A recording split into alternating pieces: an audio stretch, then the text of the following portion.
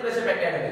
आप सभी को पता है कि एसएससी जेईई का नोटिफिकेशन आ चुका है, इसलिए हम तैयारी के लिए जुट चुके हैं। लेकिन एसएससी जेईई में बेसिकली 200 मार्क्स का पेपर होता है। इसमें से 100 मार्क्स और 100 मार्क्स दो सेक्शन में डिवाइड किए हैं। एक 100 marks for only core technical subjects and 100 marks divided into 50 plus 50। ये जो 50 मार्क है वो जनरल अवेयरनेस के लिए है और 50 मार्क है जो क्वांटिटेटिव एप्टीट्यूड एंड रीजनिंग के लिए दे चुके हैं। इसलिए हम जो प्रिपरेशन यहाँ डिस्कस करने वाले हैं, जो इलेक्ट्रिकल के बंदे हैं जो प्रिपेयर कर रहे हैं एसएससी के लिए प्रिपेयर कर रहे हैं, उनके लिए हम ये स्ट्रेटजी बताना चाहते हैं। जब इलेक्ट्रिकल का कोर का पढ़ाई करते हैं तो कौन सी स्ट्रेटजी फॉलो करनी है, और वो स्ट्रेटजी क्यों फॉलो करनी है इलेक्ट्रिकल के बंदों ने, क्योंकि इलेक्ट्रिकल जो सिस्टम इलेक्ट्रिकल इंजीनियरिंग है वो बहुत वास्ट सिलेबस है। इसमें पावर सिस्टम मशीन ऐसे वो सब्जेक्ट आते हैं, तो उन सब्जेक्ट को कंप्रेस कैसे करना है और एसएससी जेईई में क्या ट्रेंड है एग्जाम का, कौन से क्वेश्चन को फोकस किया जाता है, वो सब इन डिटेलिंग में हम ये पार्ट में देखेंगे। अब हम देखेंगे each and every subject one by one. जो मेजरमेंट है, जो सर्किट नेटवर्क्स है, पावर सिस्टम है, मशीन है और मिसलेनियस टॉपिक जो इलेक्ट्रिकल इंजीनियरिंग में है वो कैसे पूछे जाते हैं, वो उन टॉपिक में कौन से टॉपिक में कितना फोकस करना है, जो कि आप 100 में से 80 प्लस मार्क्स आ सकते हैं आपके, क्योंकि ये कंपटीशन इतना बढ़ चुका है, क्योंकि आपको 80 प्लस मार्क लाना ही पड़ेगा जब आपको एसएससी जेईई का पेपर 1 क्रैक होना तो इसीलिए ध्यान में रखिए टेक्निकल की जब पढ़ाई करते हैं तब अपना टारगेट 80 के ऊपर रखिए, और शॉर्ट ड्यूरेशन में 80 के ऊपर कैसा लाना है, कैसे मार्क्स लाने हैं, ये देखिए हमारे इलेक्ट्रिकल सिस्टम में measurement, networks, power system, machines and miscellaneous, ये जो 5 टॉपिक्स है इसमें से 4 टॉपिक पे ज्यादा फोकस होता है, measurement, network, power system, machines. जब आप पढ़ाई करोगे, जब आप प्रिपरेशन स्टार्ट करोगे तो इन सब्जेक्टों पे फोकस करना, और ये सब्जेक्ट बहुत वास्ट है। पावर सिस्टम हो गया, मशीन हो गया, इनका सिलेबस पूरी तरह से वास्ट है। इसलिए हम एनालिसिस करते हैं कि पिछले कुछ 5 सालों का हमने एनालिसिस बना है, इसी आधार पे हम बताएंगे एनालिसिस कैसा है। ये नेटवर्क जो है जो 20 प्लस मार्क्स देता है, पिछले साल नेटवर्क अलग-अलग शिफ्ट में 25, कभी 30 मार्क्स, कभी 25 प्लस मार्क्स, हम अप्रोक्सीमेट ये सब मीन निकाल के 20 प्लस मिलाते हैं। जब नेटवर्क की पढ़ाई करते हैं तब आपको नेटवर्क जो सब्जेक्ट है वो सबसे ज्यादा मार्क देता है। उसमें कवर होता है बेसिक इलेक्ट्रिकल्स, मतलब रेजिस्टेंस के फंडे, जो पैरेलल सीरीज कॉम्बिनेशन है, voltage across it, current across it, current flowing through branch, voltage across that branch, voltage across that element, like that questions are in network. That is the resistance fundamental, like that capacitor fundamental, series addition in capacitor, parallel combination of capacitor, voltage drop across capacitor, like that concept is converted into capacitor basics. Also in inductor same follows, series, parallel, current division, voltage division, and also energy stored in capacitor and inductor. They are most focusing on that point. Last 5 years, 3 to 4 times they are asking like that question: energy stored, what is the series and parallel, what is amount of charge stored, and also in network they are focusing on network theorems. What is statement of superposition theorem? What is the efficiency of maximum power transfer theorem? Like that, theoretical combination questions are asked on theorem concepts. Next, we move to the AC circuits.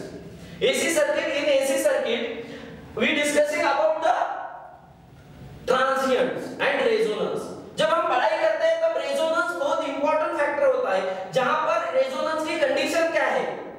Resonance lower cutoff frequency, series और parallel में क्या act करता है? एक तो capacitive act करता है और एक inductive. उसकी frequency क्या होती है? उसकी conditions क्या होती है? In resonance, what is the power factor like that concept asked in the resonant topics. In case of network, next topic is transient. They are really focusing on the transient. Transient उतना पूछा नहीं जाता है, लेकिन तुमको transient में क्या होता है, इंडक्टर कैसे बिहेव करता है, कैपेसिटर कैसे बिहेव करता है, कब शॉर्ट होता है, कब ओपन होता है, ये पता चलना चाहिए। उसका टाइम कांस्टेंट क्या है, कितने ड्यूरेशन को अपने स्टेट को अचीव करता है, ये सब कंसेप्ट तुम ट्रांजिएंट में। और ये ओवरऑल स्टडी है, ये टॉपिक पे फोकस करिए, ज्यादा मत पढ़ाई कीजिए, जो पूछे जाते हैं टॉपिक उनमें फोकस करिए। और नेटवर्क ऐसा सिंपल सब्जेक्ट है जो कि तुमको पूरा से पूरा मार्क दे जाता है, क्योंकि उसमें सब न्यूमेरिकल बेस्ड क्वेश्चन होते हैं, ये थ्योरेटिकल, ये आइडियल थ्योरेटिकल क्वेश्चन वो डिजाइन किए होते हैं जो कि बार-बार पूछे जाते हैं, उन पे वर्क करिए। और मेरे को जैसा टाइम समय मिलता है वैसे वैसे मैं आपको उन टॉपिक पे वीडियो बनाता चला जाऊंगा, तो कनेक्ट रहिए हमारे साथ। नेक्स्ट आते हैं मशीन्स। मशीन्स जब मैं क्लास में पढ़ा था तब मशीन में क्लासिफाई करता 4 पार्ट्स में, एक इंडक्शन मशीन, एक सिंक्रोनस मशीन और एक ट्रांसफार्मर और एक डीसी मशीन। सबसे ज्यादा अभी तक पूछे जाने वाले मशीन में डीसी मशीन रैंक लाता है, जो कि सिंपल कंसेप्ट है, थ्योरेटिकल बीट ज्यादा आस्क करते हैं। Application based oriented DC machine में कौन सा मशीन किस लिए, जनरेटर, ये जनरेटर किस लिए, ये हाई स्टार्टिंग टॉर्क मोटर कहां, कौन सी मोटर एप्लीकेबल है, ऐसे जो एप्लीकेशन बेस्ड छोटे-छोटे न्यूमेरिकल्स जैसे कि बैक ईएमएफ क्या है, करंट क्या है, आर्मेचर करंट क्या है, ये सब कांसेप्ट डीसी मशीन में आते हैं। आप इंडक्शन मशीन ले लो, इंडक्शन मशीन में एसी मशीन में कन्वर्ट होती है, उनमें एसी मशीन में आपको इंडक्शन मशीन में सिंक्रोनस स्पीड क्या होती है, slip speed, maximum torque condition, फिर starting torque to maximum torque क्या रेशियो होता है, ये सब थ्योरेटिकल बीट है। रोटर का क्लासिफिकेशन कैसा हो गया है, आपको पर्टिकुलर एप्लीकेशन के लिए रोटर यूज करना है तो what rotor should be choose, ये सब कंसेप्चुअल अंडरस्टैंडिंग बार-बार इंडक्शन मशीन पे पूछी जाती है। और इंडक्शन मशीन में और कॉगिंग, ट्रैवलिंग जो कंसेप्ट है उनमें 3 बार क्वेश्चन पूछा है, ये लास्ट 5 इयर्स में 3 बार क्वेश्चन पूछा है। तो ये जो बार-बार पूछे जाने वाले कंसेप्ट है उनको ट्रेस करिए, ज्यादा से ज्यादा मार्क देंगे आपको। और जब हम सिंगल फेज इंडक्शन मोटर में जाते हैं तो स्प्लिट फेज मोटर का एप्लीकेशन क्या है, उसका कितने डिग्री होने के लिए फेज शिफ्ट बनता है, ये सब देखिए। कैपेसिटर स्टार्ट का एप्लीकेशन क्या है, रेफ्रिजरेशन सिस्टम में कौन सा मोटर यूज होता है, ये जो बार-बार पूछे जाने वाले क्वेश्चन है application based single phase motor पे, वो कांसेप्चुअल। और प्रेशर मोटर है सिंगल फेज में, यूनिवर्सल मोटर है जो कि बार-बार पूछी जाती है, 1-2 बार पूछी है 5 सालों में, तो उनमें फोकस करिए, फोकस दे के पढ़ाई करिए, टॉपिक को चूज करिए। और नेक्स्ट आता है transformer. Transformer is very basic, they are asking about the transformer fundamentals. What is the induced EMF in transformer, what is the mutual inductor, on which basis of transformer works, what is the maximum condition of efficiency, for full load that much of losses, for half load what much of losses. They are asking like that simple numerical examples. Like they are also asking about the transformation ratio, primary current, secondary to primary transformation, primary to secondary transformation, like that small examples and small theoretical beats. Like that, what is the condition of maximum efficiency, what are the variable losses, what are the constant losses, what is the overall efficiency, all day efficiency. They are also asking, they are focusing nowadays from last 3 years, they are focusing also on auto transformers. What is meant by auto transformer, what is working of auto transformer, which principle used in auto transformer, like that they are asking in auto transformer. Next, synchronous machine. In synchronous machine they are focusing on the basic, on the application of synchronous machine, which type is rotating, which type is stationary, on which rotor we can apply for the high speed, high starting torque, like that.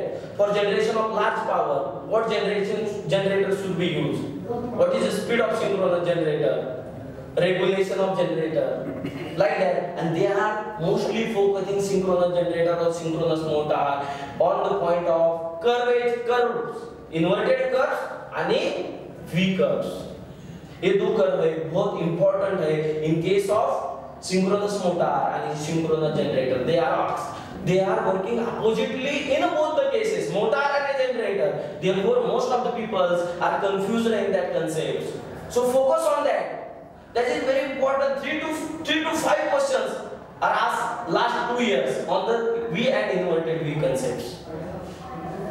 जो motor में concept है, condenser कब होता है, excitation over excited में क्या work होती है, अंडर एक्साइटेड में क्या होती है, ये सब इंपॉर्टेंट चीजें हैं जो कि सिंक्रोनस मशीन प्रिपेयर करते समय आपको याद रखनी है। नेक्स्ट वन है पावर सिस्टम। जब हम पावर सिस्टम एक बड़ा सब्जेक्ट लेते हैं तो उनमें क्या फोकस करना चाहिए। मैंने जो एनालिसिस किया लास्ट 5 इयर्स का, उसमें तो मेरे को 10 प्लस मार्क्स जो आस्क किए जाते हैं वो है basic transmission and distribution of system. What is the corona? What is the effect of corona? What are factors affecting to the corona? What is the skin effect? Which factor affecting? तो जो effect है, जो parameters है, जो regulation है, efficiency है, जो parameter affect करते हैं, जो लॉस कंपोनेंट्स है, ये सब को फोकस करिए। पावर सिस्टम में ये जो बातें हैं, जो बेसिक कंडक्टर्स है, इफेक्ट्स है, आइडियल ट्रांसमिशन लाइन क्या होती है, ये सब इफेक्ट्स है, ट्रांसमिशन लाइन पैरामीटर ABCD, इनमें जो छोटे-छोटे न्यूमेरिकल्स है उनको फोकस करिए। ये जो पार्ट है 10 प्लस मार्क देता है। और रिमेनिंग बचा हुआ जनरेशन है इकोनॉमिक्स में फिक्स हर एक साल बंदे को 2 मार्क्स इकोनॉमिक्स देके जाता है, जिसमें डेफिनेशन आते हैं और पावर जनरेशन में एक क्वेश्चन देते हैं, क्योंकि वो पावर जनरेशन में तीन पावर प्लांट पे फोकस करना है, thermal, hydro and nuclear. Then you will be get 1 or 2 marks out of that. अब आपको रियली फोकस कहाँ करना है, फॉल्ट्स और स्टेबिलिटी में। जो फॉल्ट का बेसिक है वो पढ़िए। जो LG फॉल्ट, जीरो सीक्वेंस कहाँ आता है, कहाँ नहीं, कौन से अनसिमेट्रिकल है, सिमेट्रिकल फॉल्ट है, कौन सा सर्किट ब्रेकर कहाँ से डिजाइन होता है, ये पढ़िए। प्रोटेक्शन में जाने के बाद आपको रिले एप्लीकेशन पे पढ़िए, क्या स्ट्रेंथ है वो रिले की, कौन से एप्लीकेशन को यूज होता है, कहाँ यूज होता है, ये देखिए। उसकी कैपेसिटी है, फास्ट सर्किट ब्रेकर कौन सा है, ये ट्रांसमिशन लाइन को कौन सा रिले यूज होता है, ये सब देखिए और इनमें फोकस करिए। तो पावर सिस्टम आपको अप्रोक्सीमेट 20 मार्क्स देता है, मशीन में 20 मार्क्स देता है। और बचा हुआ जो मेजरमेंट है, मेजरमेंट में आप फोकस कीजिए कि मेजरिंग इंस्ट्रूमेंट जो बार-बार आस्क किए जाते हैं, what is the PMMC, whole study about whole PMMC, what is scale of PMMC, what they are measure, what is torque, what is weight to torque ratio in PMMC, high और low, like that concept, theoretical concept ask in the PMMC।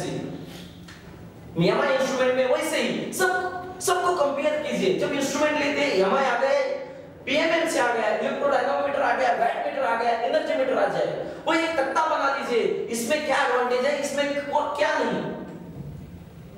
और power जो तुम energy meter use कर रहे हैं, जब energy meter का पढ़ाई करते हैं तब एनर्जी मीटर में वो कांस्टेंट एनर्जी मीटर को जब जीरो रीडिंग को कैलकुलेट करते हैं तो उसका पावर फैक्टर क्या होता है। जब वो दोनों वैटमीटर इक्वल रीडिंग कैलकुलेट करते हैं तो उसका एंगल क्या होता है, पावर फैक्टर क्या होता है। जब अपोजिट करते हैं, ये जो 4 कंडीशन है उनको रट लीजिए, वो फिक्स 1 तो 2 मार्क देती है। ऐसे इंपॉर्टेंट टॉपिक्स को कवर कीजिए, मेजरमेंट और लास्ट में ये इंस्ट्रूमेंट हो गए 4-5 उसको, और इसके बाद फोकस कीजिए bridges and electronic CRO and digital voltmeter. इसमें से इलेक्ट्रॉनिक्स थोड़ा हट जाता है, तभी CRO के बारे में पढ़िए थोड़ा बहुत, क्या है उसकी सेंसिटिविटी, क्या है रिजोल्यूशन है, XY ग्राफ क्या है, YT ग्राफ क्या है, उसके लिसिजियस फिगर कैसे है, उसके फेज एंगल कैसा निकालना है, ये सब CRO में पढ़िए। इसके बाद ब्रिजेस जब कवर करते हैं तब उसमें AC ब्रिजेस कौन थे, DC ब्रिजेस कौन से हैं, और उसमें डिटेक्टर AC ब्रिजेस में कौन से यूज होते हैं, वो बेसिक से जाइए, उसके एप्लीकेशन ओरिएंटेड पढ़ाई कीजिए, उसके फार्मूले मत रटिए।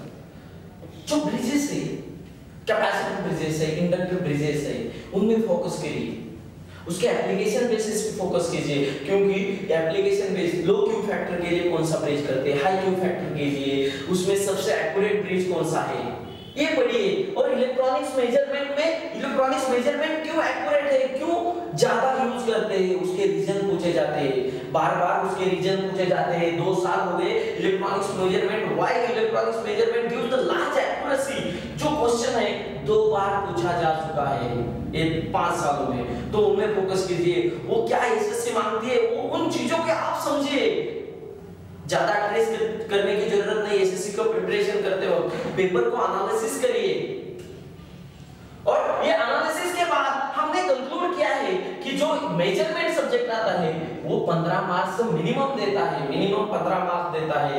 और अलग जो नेक्स्ट सब्जेक्ट आता है डिजिटल एंड एनालॉग इलेक्ट्रॉनिक्स, वो डिजिटल है और एनालॉग इलेक्ट्रॉनिक्स है, इलेक्ट्रिकल के बंदे छोड़ देते हैं कि एनालॉग आता नहीं हमको। तो हम जो बंदे प्रिपेयर करते हैं, जो सिलेक्ट हुए हैं, उनसे पूछते हैं कि आपने क्या किया था सिलेक्ट होने के लिए, तो वो बोलते हैं सर हमने एनालॉग और डिजिटल को अच्छी तरीके से फोकस किया था, उनको ट्रेस दिया था उन क्वेश्चंस को, क्योंकि यही जो क्वेश्चन 10 और 12 क्वेश्चन होते हैं एनालॉग और डिजिटल से, 2 सब्जेक्ट मिला के, वही टर्निंग पॉइंट ऑफ सक्सेस करते हैं। और वही की पॉइंट ऑफ सक्सेस है एसएससी में, जो पेपर 1 क्रैक करते हैं वो डिजिटल एनालॉग जो इलेक्ट्रॉनिक्स पार्ट है उनको पक्का करके जाते हैं, उन पे फोकस करते हैं, और वो आपको देता है minimum 12 to 15 marks according to analysis of last 5 years papers. Next जो आता है मिसलेनियस टॉपिक्स, इस मिसलेनियस टॉपिक्स में क्या आता है, बैटरी आती है, जो lead acid cell secondary primary batteries आती है, उसमें कवर किए जाते हैं। जो मैग्नेटिक सर्किट के कांसेप्ट होते हैं बेसिक इलेक्ट्रिकल में आते हैं, जो मिसलेनियस में कवर किए जाते हैं। इसमें मैग्नेटिक सर्किट को बहुत ज्यादा फोकस करते हैं, इलेक्ट्रोमैग्नेटिक फील्ड थ्योरी को थोड़े से कांसेप्ट जो सिंपल कांसेप्ट है, मैग्नेटिक फील्ड इंटेंसिटी क्या है, मैग्नेटिक ओहम्स लॉ क्या है, मैग्नेटिक में यूनिट मतलब डेंसिटी का यूनिट क्या है, जो सब यूनिट्स है, जो कांसेप्ट ओरिएंटेड मैग्नेटिक फील्ड है, वो मिसलेनियस में हर साल 10 मार्क तक पूछे जाते हैं। कभी-कभी आपको पूछा जाता है कि गॉस लॉ क्या है, स्टोक्स थ्योरम क्या है, जो कि एक सिंपल थ्योरम्स है, उनके फार्मूले बन चुके हैं, उनको सिर्फ आपको रटना है, देखना है कि उसमें क्वेश्चन बन रहा है। डाइवर्जेंस थ्योरम क्या है, पूरे इन डिटेलिंग में ईएमटी पढ़ने की जरूरत नहीं है। मैग्नेटिक सर्किट के कांसेप्ट थ्रू जाओ, कांसेप्ट से जाओ और उसको फार्मूलेस को सिर्फ रटिए, देखिए, अपने आप बन जाएंगे। ये पूरा 10 मार्क का होता है, 15 मार्क, 15 मार्क, 20 मार्क, 20 और 20 पूरे मिला के अप्रोक्सीमेट 100 हो जाते हैं। तो मेरा एडवाइस यही है, जो बच्चे एसएससी जेईई इलेक्ट्रिकल को पढ़ रहे हैं वो रेगुलरली कंटिन्यूटी मेंटेन करिए, क्योंकि अपने ऐड और टाइम टेबल में सितंबर को एग्जाम दिया है, तो सब बच्चे 2-3 महीने पहले प्रिपेयर करने को चले जाते हैं। तो वैसा मत करिए, आज से फोकस करना शुरू कीजिए, क्योंकि जो एसएससी का कंपटीशन है बहुत तगड़ा होने वाला है। क्यों? क्योंकि ईएससी का पेपर खत्म हो चुका है, गेट का पेपर खत्म हो चुका है, और अब सब बच्चे, सब इंजीनियरिंग के बच्चे जुड़ चुके हैं एसएससी की तरफ। तो आज से आप भी लग जाइए, प्रिपेयर करिए, और ऐसे वीडियो देखने के लिए हमारे साथ जुड़े रहिए, क्योंकि हम हर एक टॉपिक पे अलग-अलग वीडियो बनाने वाले हैं। इस टॉपिक से कौन से टॉपिक पे कितने बार कैसे क्वेश्चन पूछा गया, कैसे ट्विस्ट किया, वही क्वेश्चन कैसा ट्विस्ट किया, ये सब आप सबको इन डिटेल में बताने वाली है। और इन्फो के लिए आप हमारे साथ टेलीग्राम में जुड़ सकते हैं। Thank you so much.